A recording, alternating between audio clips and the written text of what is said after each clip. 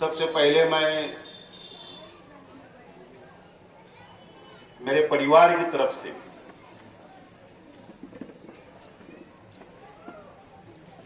राजू भाई ग्रुप के तमाम ही नौजवान साथियों का मैं शुक्रिया अदा करता हूं कि शेख रशीद साहब के इंतकाल के बाद शहर में सबसे पहले आपने तिब्बी सामान वक्फ करने का फैसला किया और मस्जिद आमना अशरफी को आज आप और हमारी मौजूदगी में, जो मेरे पीछे स्टेज के ऊपर हॉस्पिटल का जो पलंग हॉस्पिटल में जो होता है वो आपको नजर आ रहा है, व्हील चेयर नजर आ रही है, ऑक्सीजन की मशीन नजर आ रही है। ऐसे कई तिब्बी सामान नौजवानों ने खरीदकर अपने जाती पैसे से शेख रशीद साहब को इस सवाब के लिए मस्जिद को वक्फ कर रहे हैं। मैं मेरी परिवार की ओर से, मेरे तमाम ही नौजवान साथियों की ओर से आपका बहुत बहुत शुक्रिया अदा करता हूं और अल्लाह से दुआ करता हूं अल्लाह ताला आपको खूब खूब सजाए खैर अता फरमाए। और पहला कदम आपने बढ़ाया। अभी तक हमने परिवार ने फैसला नहीं किया कि हमको सामाजिक कौन सा काम करना चाहिए शेख रशीद साहब के नाम से, गरीबों की किस तरीके से मदद होते रहना चाहिए शेख रशीद साहब के नाम से, या हमको और क्या शेख रशीद साहब के की याद में करना चाहिए। आज तक अभी तक हमने फैसला नहीं किया, लेकिन ये गुरुवार वार्ड के नौजवानों ने, आपने ये कदम आगे बढ़ाया। मैं आपको मुबारकबाद भी देता हूं और आपका शुक्रिया भी अदा करता हूं। ये नौजवान साथी शेख रशीद साहब के इंतकाल के बाद मेरे पास आए और मुझको कहने लगे कि हम लोग ये चाहते हैं कि शेख रशीद साहब के इसाले सवाब के लिए हम लोग राशन की किट तकसीम करना चाहते हैं। मैंने उनसे कहा कि राशन की किट मत तकसीम करो, आप जरूर करना, लेकिन रमजान महीना आएगा जब करना। लेकिन शहर में जरूरत किस चीजों की है?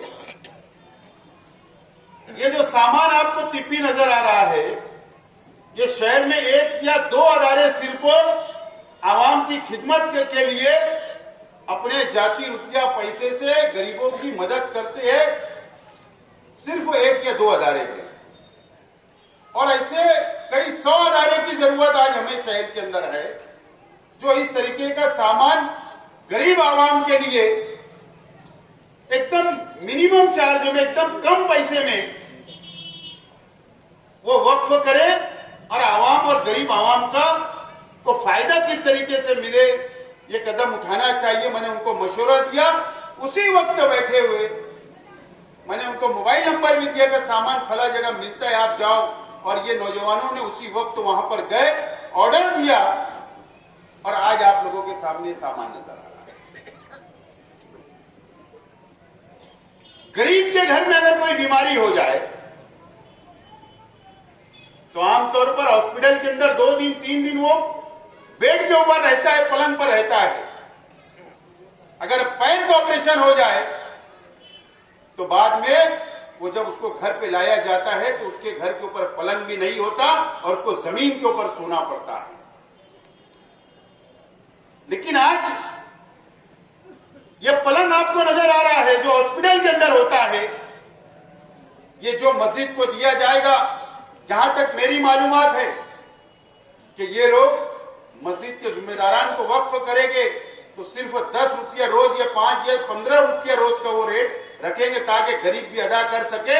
और एक महीना भी अगर वो गरीब के घर में जो पेशेंट होगा, जो बीमार होगा, वो पलंग के ऊपर रहेगा तो 300 रुपया महीना सिर्फ लग सकता है।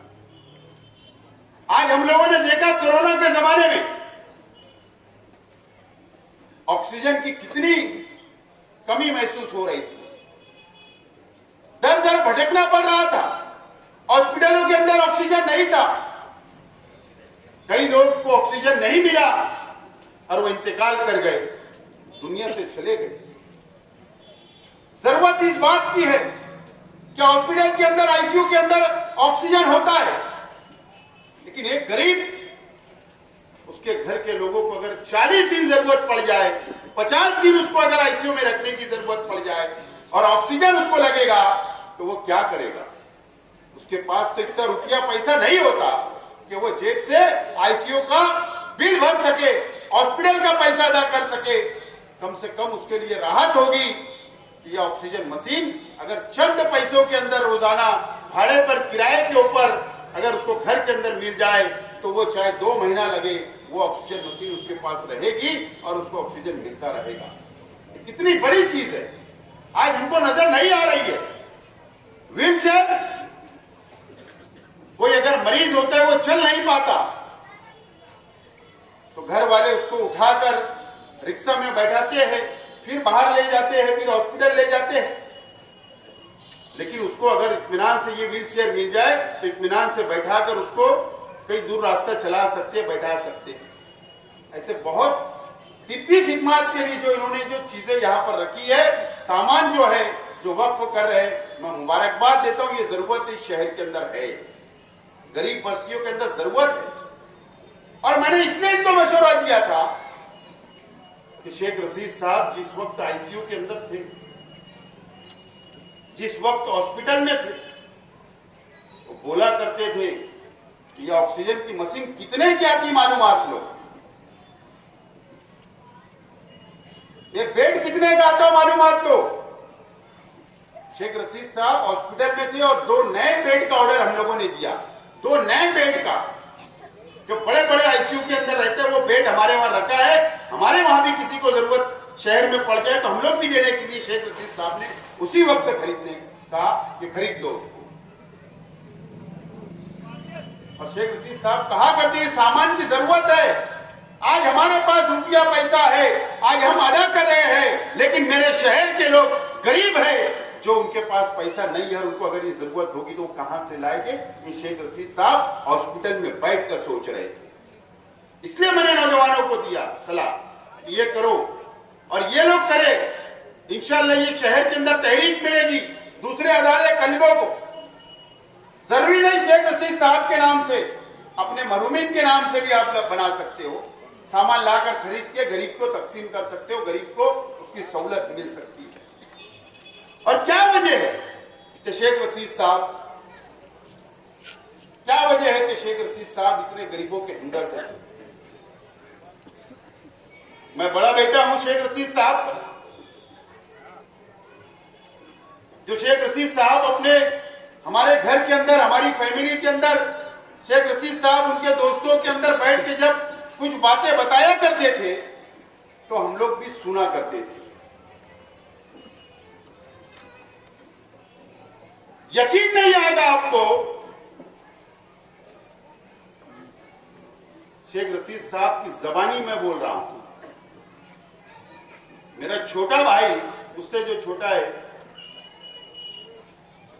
शेख रशीद साहब जैनू के अच्छे मेंबर थे, उनके साथ शेख रशीद साहब मेंबर थे पहली मर्तबा। उस वक्त भी शेख रशीद साहब मजदूरी किया करते थे और उस वक्त मेरे भाई को टीबी हो गई, छोटे भाई को टीबी हो गई। शेख रशीद साहब ने हमको बताया, मैं भी तो जब छोटा ही, पैसा नहीं था इलाज के लिए, तो शेख रशीद साहब जो घड़ी पहनते थे, 300 रुपये में घड़ी शेख रशीद साहब ने बेच दी थी। ये शेख रशीद साहब ने हमको कहा, और जब जाकर मेरे भाई का इलाज किया गया, तो वो गरीबी से शेख रशीद साहब और हमारा परिवार ऊपर आया हुआ है। और इसीलिए शेख रशीद साहब को गरीबों से हमदर्दी है। शेख रशीद साहब अपने जलसों के अंदर कहा करते थे कि कल चप्पल नहीं थी मेरे पैर में, और अगर मैं गरीबों के लिए अगर लुटा दूं, और कल चप्पल नहीं होगी तो मुझे कोई परवाह नहीं है। ये शेख रशीद साहब के जुमले रहा करते थे। अल्लाह ताला ने शेख रशीद साहब का टर्निंग पॉइंट कब दिया, वो मैंने सुना हूं शेख रशीद साहब की जबानी। सियासत में आने के वक्त जब टर्निंग पॉइंट था शेख रशीद साहब का, तो पता है आप लोगों को, शेख रशीद साहब ने हमको बताया, मुझको हमारे परिवार में, मैंने कहा ना कि दोस्त जब बैठते तो पुरानी बातें जब वो निकाला करते थे, तो उन्होंने कहा कि मेंबर बनने से पहले, जैसा आज मुकोका लगता है ना किसी के ऊपर,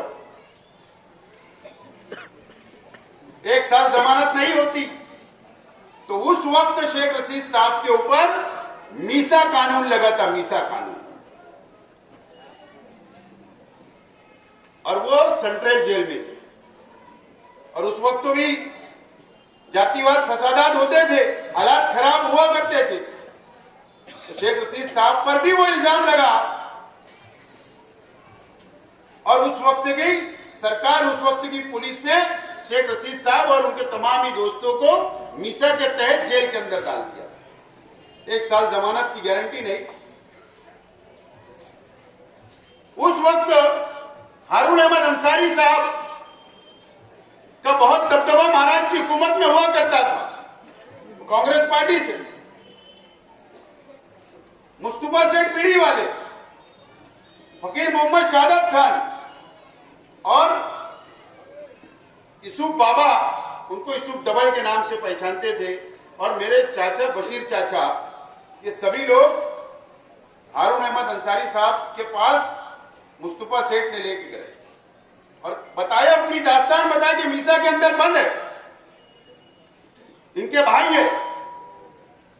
और उस वक्त वजीर आला को, चीफ मिनिस्टर को पावर हुआ करता था कि अगर किसी को 1 साल की सजा, 1 साल के लिए अगर जेल में डाला गया तो बीच में जमानत दे देना, छोड़ देना।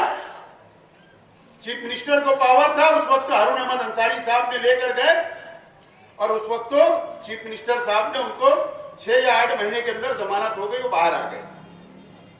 उस वक्त इलेक्शन लग गया और शेख रशीद साहब को हजार खोली से, उस वक्त तो हजार खोली वो इलाका दूसरी पार्टियों का इतना दबदबा था कि कांग्रेस पार्टी का झंडा भी नहीं लगता था। उस वक्त तो शेख रशीद साहब को टिकट दे दिया गया और शेख रशीद साहब चुनकर आ गए, तो वो सियासत में आए और गरीबों के, जो गरीबी उन्होंने देखी, गरीबों के हमदर्द बन के पूरी जिंदगी गुजार के उस दुनिया से चले गए। लेकिन शेख रशीद साहब ने बहुत दिलचस्प बात उस वक्त कही कि अगर पहले मैं मीसा से मैं जमानत नहीं होती तो मेरे दोस्त तो जेल के अंदर इतने साथी बन गए थे, मुंबई के लोग जो कंपनी से ताल्लुक रखते थे, बोले अगर मैं छूटता नहीं था तो बोले मैं भी मुंबई चले जाता था और कंपनी ज्वाइन कर लेता था। अब ज्यादा खुल के तो नहीं बोल सकते, लेकिन कंपनी ज्वाइन कर लेता। ये शेख रशीद साहब ने कहा, अगर वो छूटते नहीं, वो सियासत में नहीं आते, वो मेंबर नहीं बनते, वो सदर बल्दिया नहीं बनते, वो एमएलए नहीं बनते, तो वो आपके और हमारे साथ नहीं रहते। लेकिन जो गरीबी शेख रशीद साहब ने देखी, हमारे परिवार ने देखा, और इसलिए शेख रशीद साहब ने हम सब लोगों को सिखा कर गए कि गरीबों की मदद करना, रुकना मत, गरीबों की मदद करते रहना।